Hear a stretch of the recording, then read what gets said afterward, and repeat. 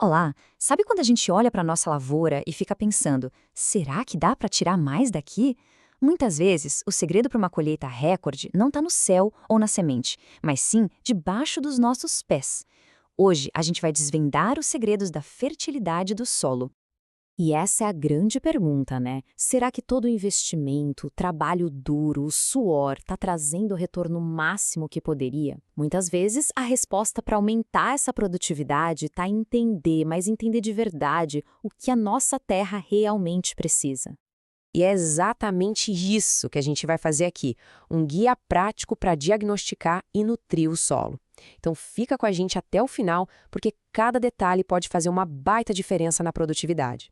E claro, se esse conteúdo ajudar de alguma forma, considere curtir e compartilhar. Conhecimento bom é conhecimento que a gente espalha. Bom, vamos lá. Nosso roteiro de hoje é quase uma consulta médica para a Terra. Primeiro a gente entende por que está aqui. Depois, partimos para o diagnóstico.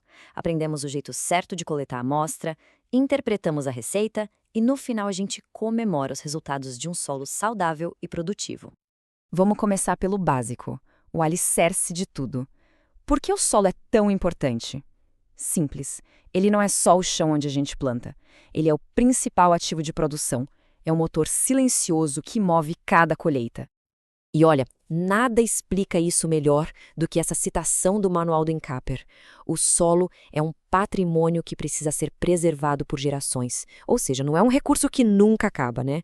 Cuidar bem dele hoje é a garantia da produtividade e da saúde do negócio lá na frente. Certo. Então, se o solo é o nosso paciente, o primeiro passo para mantê-lo saudável e produtivo é o diagnóstico. E no campo, esse diagnóstico tem nome: análise química do solo. A definição da Embrapa sobre isso aqui é perfeita.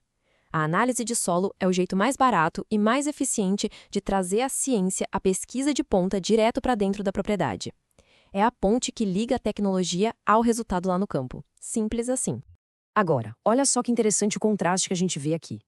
Adubar com base na análise é agir com precisão cirúrgica. É economia no bolso, porque se usa só o que precisa, e ainda por cima é sustentável. Agora, adubar sem análise é um tiro no escuro, é desperdício de dinheiro, é arriscar uma produtividade baixa e ainda pode prejudicar o meio ambiente. É como tomar remédio sem saber a doença. Não faz o menor sentido, certo? Então, chegamos num ponto crucial. A qualidade do processo todo depende de um único momento: a coleta da amostra. Um resultado de laboratório só vai ser confiável se a amostra que chegou lá representar de verdade a realidade do talhão.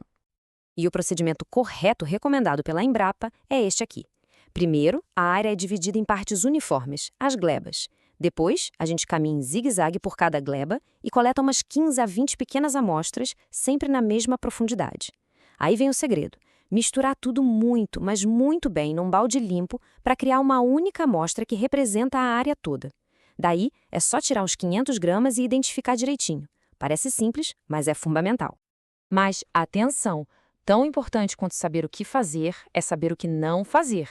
Cada um desses erros que a gente vê na tela, coletar perto de formigueiro, usar um balde sujo, pode contaminar a amostra e jogar todo o trabalho por água abaixo.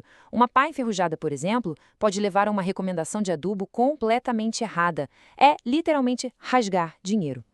Certo? Amostra coletada direitinho, o laudo do laboratório na mão, e agora? Agora é hora de traduzir aqueles números e siglas num plano de ação. É hora da receita médica do solo. É aqui que os números começam a falar. Dá uma olhada nessa tabela simplificada. Se o resultado do fósforo for, digamos, 6 miligramas por decímetro cúbico, o laboratório classifica como baixo, tá vendo? E é essa classificação que diz pra gente exatamente onde o solo está pedindo socorro. Ok, diagnóstico feito. O solo precisa de fósforo. Mas quanto? Agora vem a parte que pode parecer um bicho de 7 cabeças, mas a gente vai ver que é bem simples. Calcular a dose exata do remédio, ou seja, a quantidade certinha de adubo. Vamos pegar um exemplo prático, direto da circular técnica da Embrapa. Digamos que a recomendação da análise foi aplicar 60 kg de P2O5, que é o nome técnico do fósforo que a planta usa, por hectare. Essa é a nossa meta. Agora, precisamos escolher de onde virá esse fósforo. Vamos usar um fertilizante bem comum, o superfosfato triplo. A informação mais importante sobre ele é essa aqui. Ele tem uma concentração de 44% de P2O5. Pensa nisso como se fosse a potência do produto. E agora a conta final, que nada mais é do que uma regra de 3. A gente pega a nossa meta, os 60 quilos, e divide pela potência do adubo, que é 44%, ou seja, 0,44. O resultado? Precisamos aplicar 136,4 quilos desse fertilizante por hectare. Simples, né? É a ciência trabalhando a nosso favor, garantindo precisão total. Certo, passamos por todo o processo. Mas e o resultado disso tudo? O que acontece quando a gente aplica a ciência no manejo do solo? O resultado é um solo saudável, produtivo e, claro, sustentável. E para quem pensa que isso é só papo, olha esse número.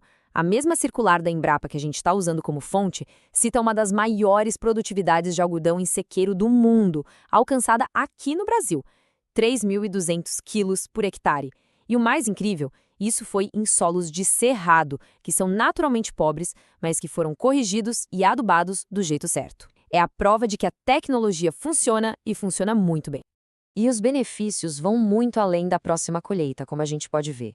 É sobre ter mais lucro? Sim, claro, mas é também sobre construir um solo mais saudável, mais resistente à erosão e, o mais importante de tudo, deixar um legado de terra fértil para quem vem depois da gente. No final das contas, tudo se resume a essa frase da Embrapa: a análise de solo não é custo, é investimento. Um investimento que retorna de duas maneiras: ou se produz mais, ou se gasta menos com adubo. E na maioria das vezes, acontecem as duas coisas juntas. E só para reforçar, toda a informação que a gente compartilhou aqui vem de fontes de muita credibilidade no setor, como a Embrapa e o Incaper. Nossa base é sempre a ciência aplicada, aquela que gera resultado comprovado no campo. E a gente termina com uma reflexão. A análise e a adubação correta são um passo gigantesco, mas a jornada para ter um solo saudável é contínua. Fica a pergunta no ar. O que mais a gente pode fazer para cuidar desse recurso que é tão, mas tão precioso?